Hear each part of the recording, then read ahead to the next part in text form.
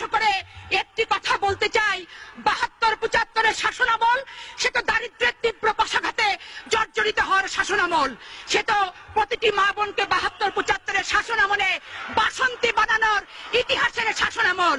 মা তার সন্তানের ক্ষুধা মিটাতে না পেরে কচুর লতি সিদ্ধ করে তাতে বিষ মিশিয়ে সপরিবারে সেদিন আত্মহত্যা করেছিল।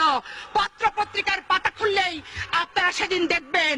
তাই তো রফিক আজাদ বলেছিল, ভাত দে হারামজাদা নইলে মানচিত্র খাবো। মাননীয় স্পিকার, নারী নির্যাতন এত ব্যাপক আকার ধারণ করেছিল যে ৭২-৭৫-এর শাসনামলে কোন যুবতী মেয়েকে নিয়ে মা তার মেয়েকে রাতের বেলা নিজের ঘরে থাকতে পারত না। মুজিব বাহিনীর তাণ্ডবের অত্যাচারের অতিষ্ঠ হওয়ার কারণে রাত নাবার সাথে সাথে মা তার যুবতী মেয়ের হাতটি ধরে জঙ্গলে আশ্রয় গ্রহণ করত। মাননীয় স্পিকার, শুধু এখানেই শেষ নয়, ১৯৭৪ সালে শান্তি সেনের স্ত্রী অরুণা সেন, পুত্রবধূ রীনা সিনহা এবং হনুফাকে যেভাবে অত্যাচার করা হয়েছে, হালাখোকা চেঙ্গিস খানের বর্বরতাকে সেদিন ম্লান করে দেওয়া হয়েছিল। যুবক ছেলেরা যাতে প্রতিবাদ করতে না পারে, রাতের বেলা রক্ষী বাহিনী দিয়ে বাড়িতে বাড়িতে তল্লাশি করা হয়েছে। রক্ষী বাহিনীরা যুবক ছেলেকে রাতের বেলা ধরে এনেছে, আর দিনের বেলা তাদের লাশ যেখানে সেখানে তাদের বাবা মা দেখতে পেয়েছে।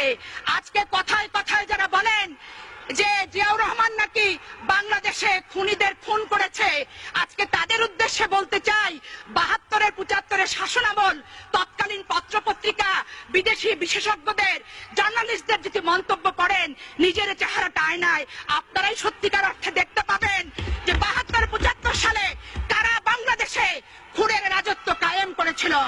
মাননীয় স্পিকার, আজকে প্রশ্ন করতে চাই, ১৯৭৪ সালে ১৬ই মার্চ জাসদের গুলিতে, জাসদের মিছিলে গুলি চালিয়ে সেদিন ৫০ জন জাসদ নেতাকে হত্যা করা হয়েছিল।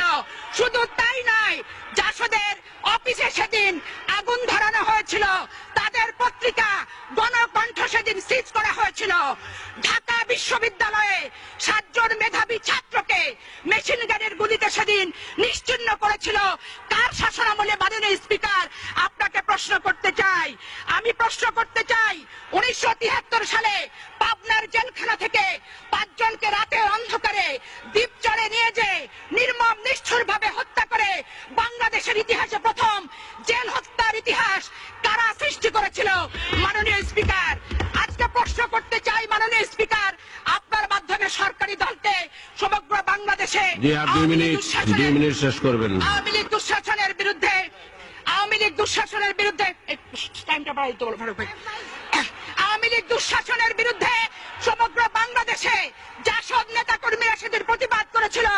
আজকে জাসদ মহাজোটের অংশ হয়েছেন, খোশ গল্প করছেন, নিজেদের অস্তিত্ব ভুলে গেছেন, বিগত দিনের ইতিহাস ভুলে গেছেন। সেদিন ৩০,০০০ জাসদ নেতা কর্মীকে সেদিন হত্যা করা হয়েছিল। এখানেই হত্যার শেষ নয়। মাননীয় স্পিকার, সিরাজ শিকদারকে হত্যা করে বাংলাদেশের রাজনৈতিক অঙ্গনে প্রথম ক্রসফায়ার সৃষ্টি করেছিল কে? মহান জাতীয় সংসদে এসে স্বীকারোক্তিমূলক জবানবন্দি দিয়েছিলেন অবিসংবাদিত নেতা শেখ মুজিবুর রহমান। সিরাজ শিকদার এখন কোথায়? আজকে সরকারি দলকে প্রশ্ন করতে চাই, কথায় কথায় বলেন বাংলাদেশের প্রতিটি ঘরে ঘরে আপনারা আইনের শাসন চালু করবেন। আজকে মাননীয় স্পিকার, আপনার মাধ্যমে স্বরাষ্ট্রমন্ত্রীকে আমি জানতে চাই, সিরাজ শিকদার হত্যার বিচার বাংলাদেশে ওনারা কবে শুরু করবেন? এই কথাগুলি আমার কথা নয়, বিভিন্ন পত্রিকা থেকে প্রাপ্ত তথ্যের ভিত্তিতেই আমি তথ্যমূলক ভাবে বক্তব্য উপস্থাপন করতে চাই। মাননীয় স্পিকার, ১৯৭৪ সালের ১৩ ডিসেম্বর শেখ মুজিবুর রহমান সাহেব বলেছিলেন, এতদিন অন্যেরা খাইছে, এখন খাইব আমার লোক, কেউ কোনো কথা বললে লাল ঘোড়া দাবড়াইয়া দিমু। উনি আরো লিখেছিলেন, ১৭ মিনিটের আইন পাশ, বাক স্বাধীনতার গলায় ফাঁস। ১৯৭৫-এর ২৫শে জানুয়ারি ৪র্থ সংশোধনী।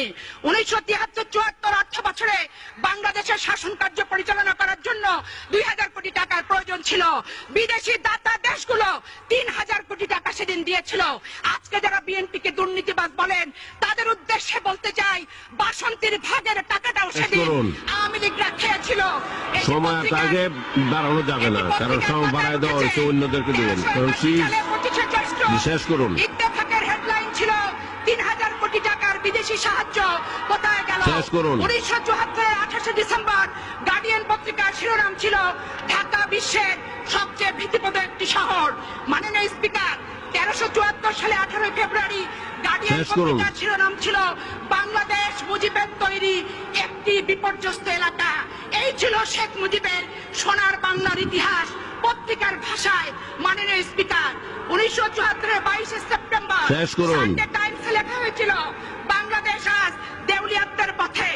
1973 সালে 5 জুলাই ইত্তেফাকের শেষ শিরোনাম করুন। ছিল ধন্যবাদ দেন আমার। সম্প্রীতির মহামারী। মাননীয় স্পিকার, এটা 1974 সংযুক্ত বাড়ানো যাবে না। সেদিন জি, ধন্যবাদ মাননীয় সদস্য। শিরোনাম ছিল আপনাকে ধন্যবাদ। এখন মাননীয় সদস্য জনাব খান